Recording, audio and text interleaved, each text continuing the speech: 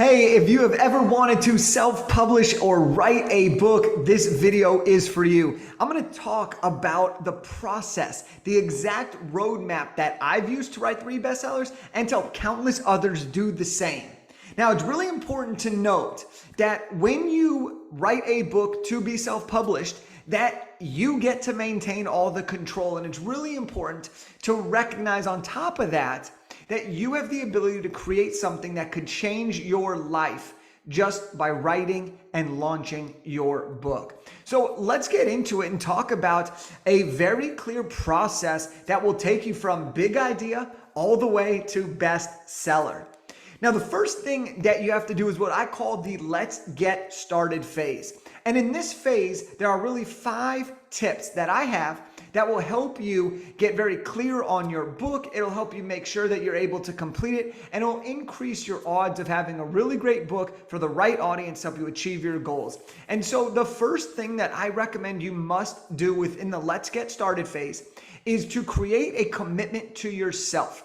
What I mean by this is that you must make a commitment to say that your book is a priority. If your book is a priority, you will make time for it. We make time for the things that matter. So create a commitment. Number 2 is you must create an intention for the book. What is the goal behind your book? What is the purpose of wanting to write a book? Some of examples are going to be specifically around internal intentions, which is legacy, impact, making a difference. Some may be more related to your business, such as lead generation, credibility, authority, more speaking engagements, higher fees, higher ticket clients, building an audience, leveraging a book for a keynote, leveraging a book for a course or a program. Those are some of the intentions that you may do. Now, the next part of this is your third must do. Now, all of these are before we've even started writing the book. And the third thing is your niche. You want to really pick a specific book niche. Who do you help? What problem can you solve? And how can you help them get there? Who is the person that you are best suited to help? Often because of your transformation or because of your experience, skills, and knowledge. Number 4 is book time. Add book time to your calendar. And I typically recommend 30 to 60 minutes a day to work on your book plus flow state time. And then the last thing you want to do in this let's get started phase is create an accountability partner. If you have a great accountability partner, it's not your mom who is going to support you and root you on. I love my mom, but she's not going to be the right person for us. This is someone that's going to kick your butt and make sure that you execute on the things that need to get executed throughout your book journey. So that is phase 1. Let's get started. The next step that you want to focus on when you are self-publishing your book and writing your book, whether it's your first or your next, is you want to have what we call organized outline. This is where you really make sure that you find your topic, you validate your topic, and then you execute on laying out the framework for what your book will be. Now, when I teach people this, I like to use the Avengers process, and I'm going to give you a super quick breakdown of what that looks like. Once you have your idea, you're going to want to talk about the Spider-Man phase, the Ant-Man phase, and the Iron Man phase.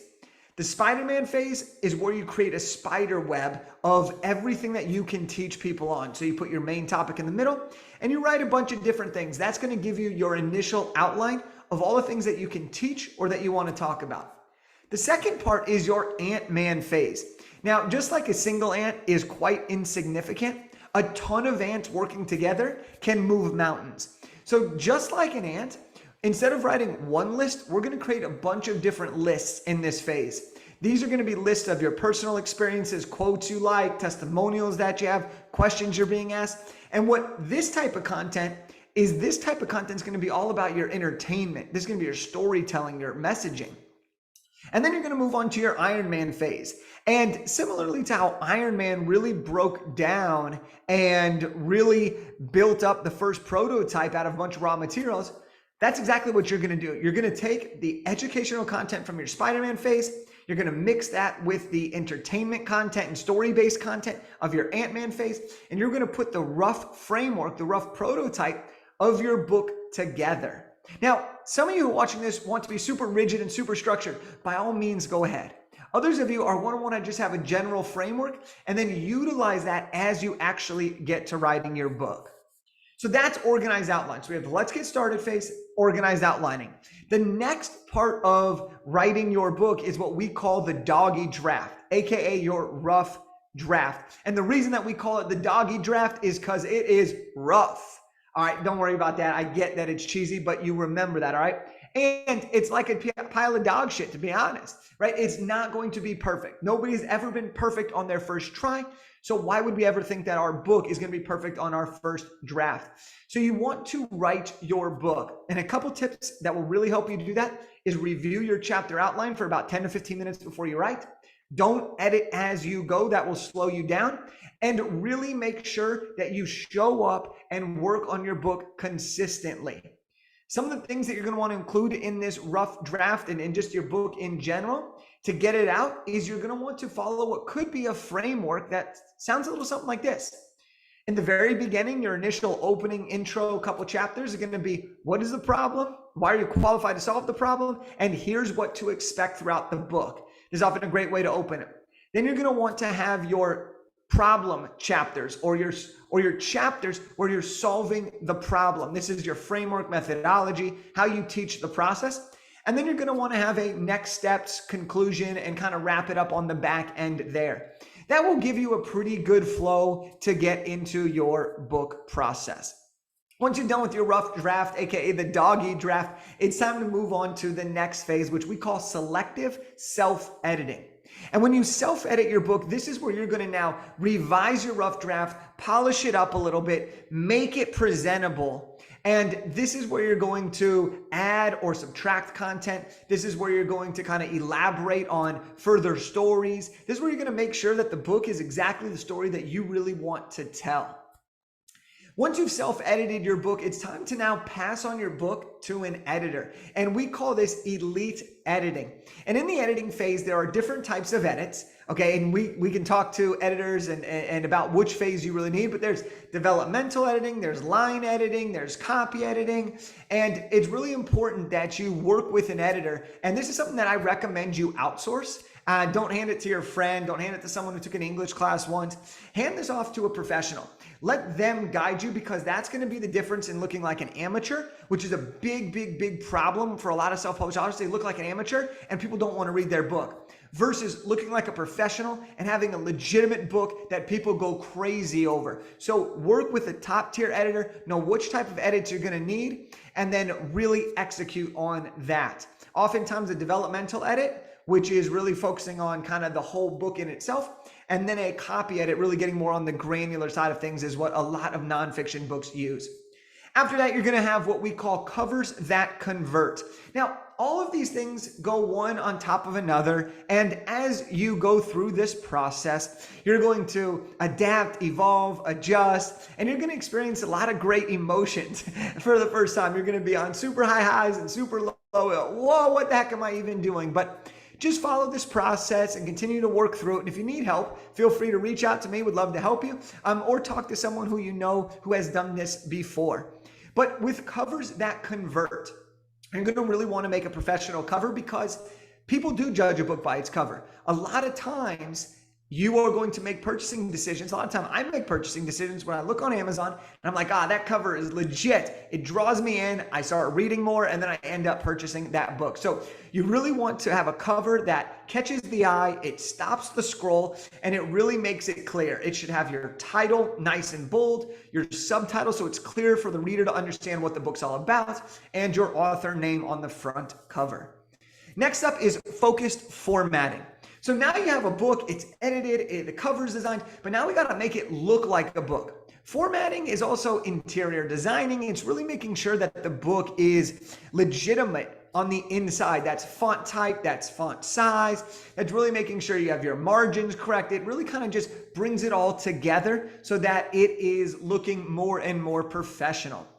Once that's done, you're going to move into the perfect publishing phase. Okay, professionally published phase. Now, this is for self-publishing, but you can still be professionally published. And so a few things that you're going to want to look at here is, where do you want to launch your book on? I recommend a lot of authors we work with start with KDP, Kindle Direct Publishing, which is Amazon's publishing platform. And KDP is completely free to use, and they will actually print on demand, meaning once you publish it, you actually do not have to have inventory. They will actually print, ship, and fulfill all orders once somebody buys it. This is really great, and you just collect a royalty check at the end of the month. So that's perfect publishing. And in this publishing phase, you're going to want to make sure that you have all your manuscript, your cover design. But this is also where you're going to decide on what is the pricing of your book. This is where you're going to decide on what size of the book do you want. This is where you're going to decide on a few factors. You'll do your ebook, you'll do your paperback, but professional publishing is really huge. You'll add keywords, you'll add your book description, you'll make your category selection, you'll have your ISBN number. All of these things will make your book go from just something that you've been working on to something that is legitimately available for people to buy. And then the final step in this self-publishing realm and this roadmap is lucrative launching. So we obviously want to launch a book. We want to have a boom of a launch. We want to have a bestseller on our hands. And there are a couple things that are really important that you focus on here. And that is build a great launch team. These are people that are going to hype you up and support your book, leave reviews on your book. And you really want to make sure that you have good sales, consistent reviews. Feel free to tap into some paid promotions to start off. But if you do some of these things and you kind of follow this framework, you're going to be able to go from A to Z, from big idea to bestseller, in as quick as 6 months. We have people that do this in 4 months, 5 months, 6 months. And of course, everybody is different. But if you've ever wanted to write a book, this could be an incredible process for you to follow and break it down step by step.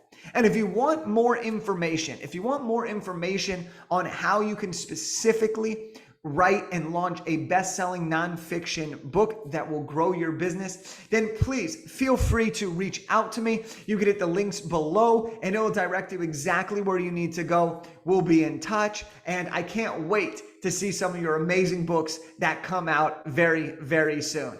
So that's what I got for you. I hope you enjoyed this exact roadmap to writing your first or your next best-selling book.